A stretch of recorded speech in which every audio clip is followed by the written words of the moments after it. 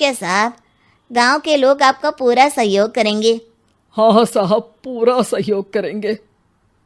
तो फिर ठीक है, हम अपनी जांच शुरू कर देते हैं। कुछ दिन बाद जांच रिपोर्ट आ जाती है।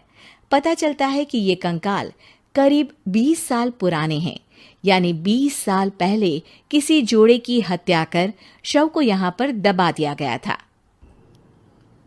इंस्पेक्टर राघव, ये बताओ कि 20 साल पहले की मर्डर मिस्ट्री क्या अब सुलझ सकती है? हाँ हाँ सर, क्यों नहीं। लेकिन अब सबूत और गवाह काफी मिट गए होंगे। मुश्किल तो होगी, लेकिन शायद किसी परिवार को इंसाफ मिल सके। इंस्पेक्टर राघव, आप बिल्कुल सही कह रहे हैं। किसी परिवार को तो इंसाफ मिलेगा ही, और किसी को उसके किए की सजा भी मिलेगी। जी सर, मैंने तो जांच शुरू भी कर दी है। 20 साल पहले इस गांव के 2 जोड़े अचानक कहीं गायब हो गए थे। मैंने दोनों ही परिवारों के बाकी के सदस्यों से बातचीत शुरू की तो उन्होंने बताया कि उनके बच्चे शहर गए थे, लेकिन आज तक वापस नहीं लौटे हैं। लेकिन ये दोनों शव किस परिवार के सदस्यों के हैं, ये कैसे पता चल सकेगा? सर, मैंने डीएनए टेस्ट करवा लिया है। आज शाम तक इसकी रिपोर्ट भी आ जाएगी। अच्छा, ठीक है। उसी शाम को सर, डीएनए रिपोर्ट के मुताबिक ये दोनों ही लाशें चौरा गांव के रहने वाले प्रधान सुल्तान सिंह के बेटे और बहू की है। लेकिन इनकी हत्याएं किसने की है, ये कैसे पता लगेगा?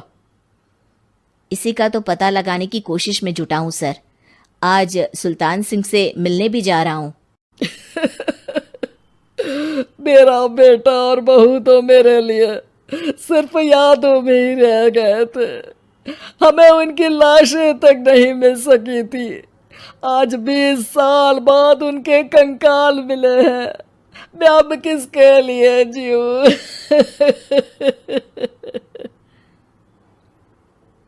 लेकिन सर, क्या आपकी किसी से कोई दुश्मनी थी? अपने बेटे बहू की हत्या के लिए आप किसे जिम्मेदार मान रहे हैं? अब मैं किसका नाम बोलूं?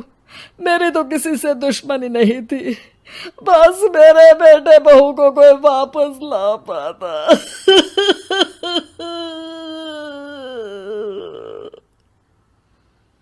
इसके बाद सुल्तान सिंह फूट फूट कर रोना शुरू कर देते हैं।